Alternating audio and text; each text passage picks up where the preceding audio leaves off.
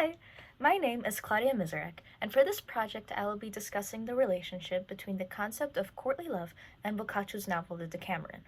More specifically, I will address how two select novellas reflect ideas of courtly love that ran into the early Italian Renaissance period, and how the novel as a whole displays its promiscuous nature.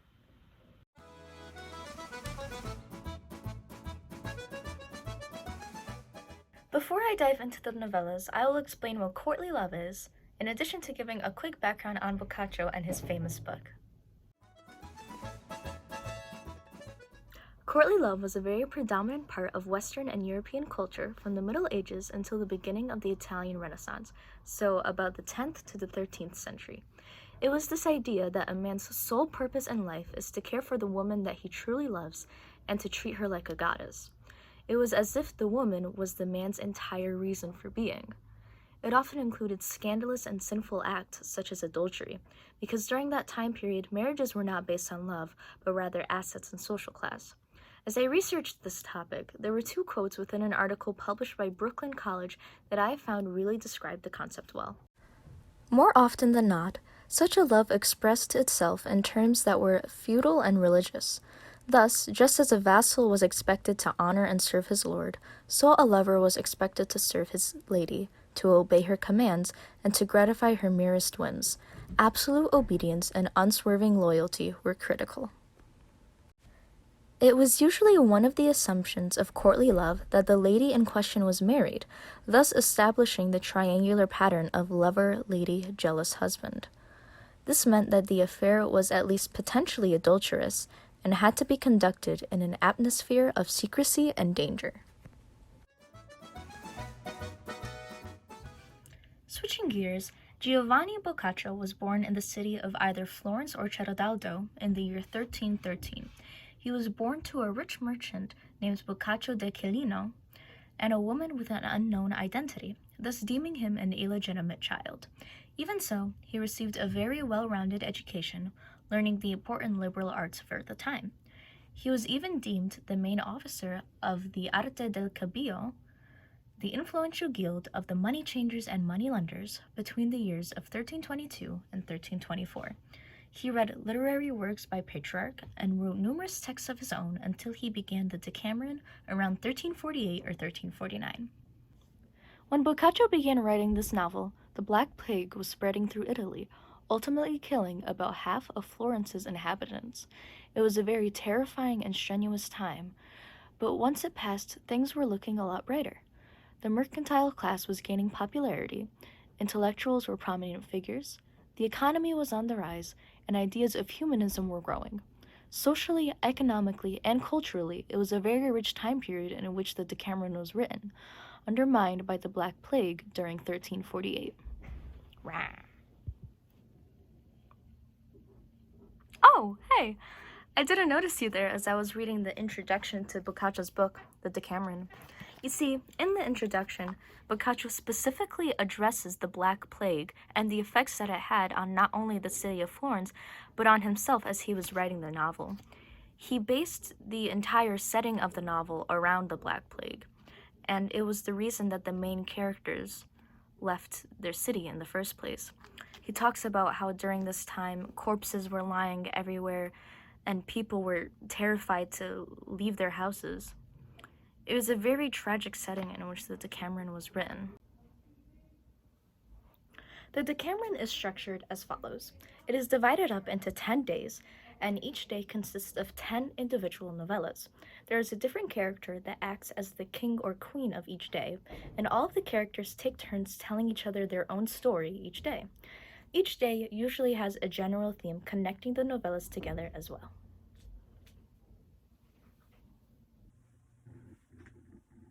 Now that we have established all necessary background information, let's look at two novellas that showcase courtly love.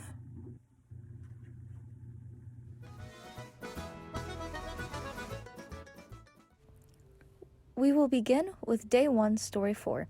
This novella occurs in a monastery and features three main characters, a monk, an abbot, and a beautiful girl. One faithful day, the monk decided to walk around the outside of the monastery, where he ran into the beautiful woman. They struck up conversation, and soon the monk couldn't resist the urge to engage in certain activities with her. And so, the monk tried to quietly sneak her into his cell.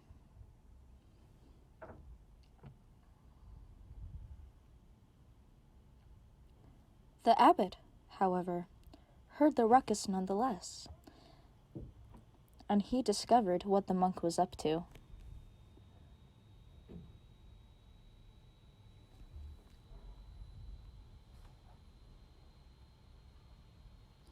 At the same time the abbot approached the cell door, the monk heard him, and a look through the crack of the door proved his suspicions to be true.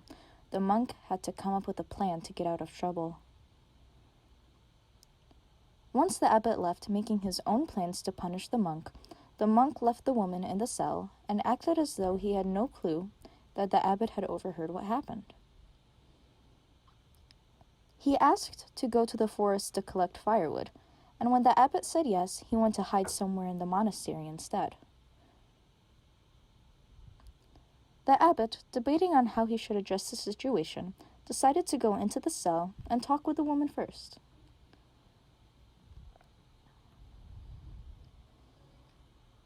The woman cried out in fear when he entered.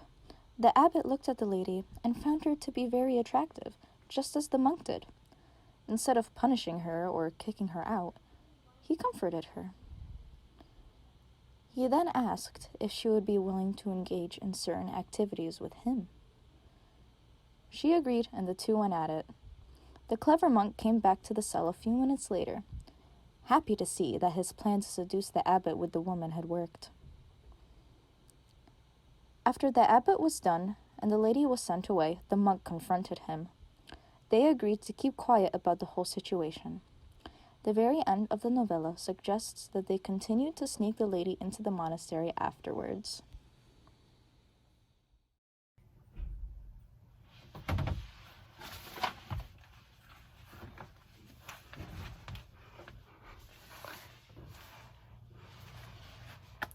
This novella is representative of courtly love.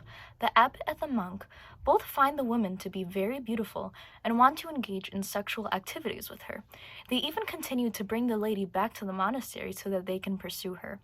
Both men go against their religious ideology for her and have to keep their relationship with her secretive. In a way, the two men are cheating in their relationship with God, not only committing a sin, but sinning as religious figures themselves. They are supposed to be devoted to God, but appear to be more devoted to the woman. They put their relationship with God at risk to spend more time with her. For these reasons, I believe this novella represents a story of courtly love.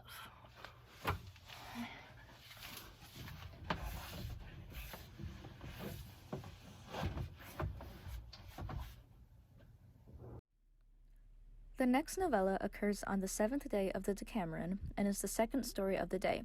It features three characters: Petronella, her unnamed husband, and her lover Gianetto Scrinario. The novella begins with some backstory. The husband, who is a very poor bricklayer, married the beautiful Petronella. They are just able to get by each month on their joint income.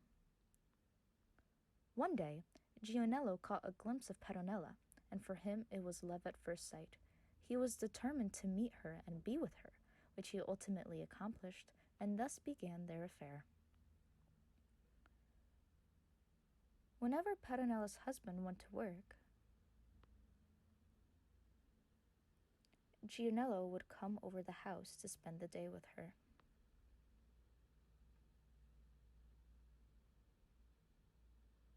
Now begins the real story. Gianello was over the house one morning, as usual, when Petronella's husband unexpectedly came back home early. She ushered Gianello to hide in the wine tub and went to unlock the door for her husband.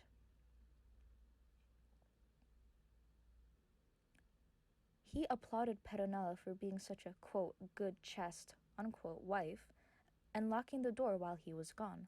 Petronella, however, opened the door to put on a very pitiful show, admonishing her husband for coming home so early when he should be out working, complaining about the neighbors who make fun of her for working so hard, and saying that he should be grateful to have a loyal wife that would never cheat on him.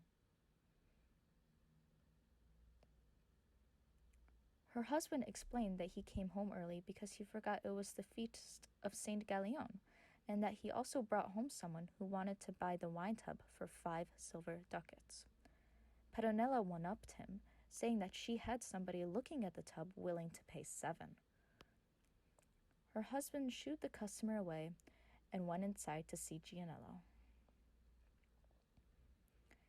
Gianello went right along with Petronella's plan. He played the role very well, going so far as to ask Petronella's husband to scrape the tub clean.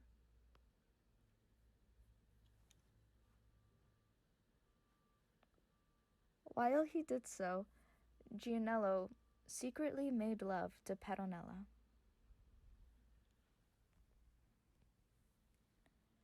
The day ended with Gianello paying the couple 7 ducats,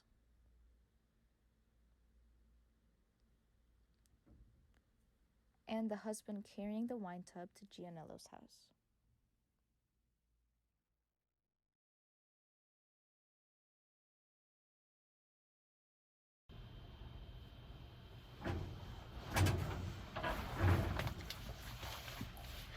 I almost got you there, didn't I? I believe that this novella is a nearly perfect representation of courtly love. There is Gianello, a man very deeply in love with his woman, Petronella. He finds her to be gorgeous and was determined to get in a relationship with her the moment that he laid eyes on her. He continues to show his devoutness to her throughout the course of the story, immediately catching on to her plan and even paying her 7 ducats. Then you have Petronella committing adultery against her husband and trying to keep the affair a secret. Petronella's marriage doesn't seem to be a happy one, as seen by their argument at the front door. Seeing as their joint income is barely enough to pay the bills, I think that they married due to similar status or class, not true love. This is why she is more faithful to Gianello than her own husband, and why this whole story is an example of courtly love.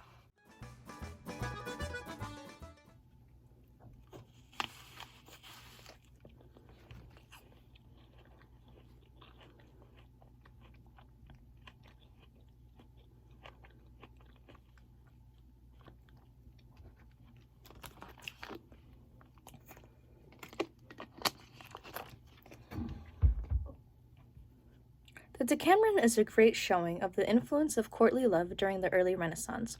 It is a very famous novel, which means that its themes were widely received by many. However, this doesn't mean that the book was received well. Many found its sexual and scandalous undertones to be extremely inappropriate.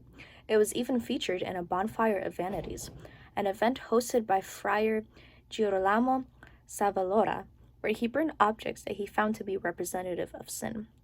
So, while the Decameron is a vital part of Renaissance literature and culture, it was also taken as vulgar, a category that courtly love easily falls into, with its tendency to cause adultery.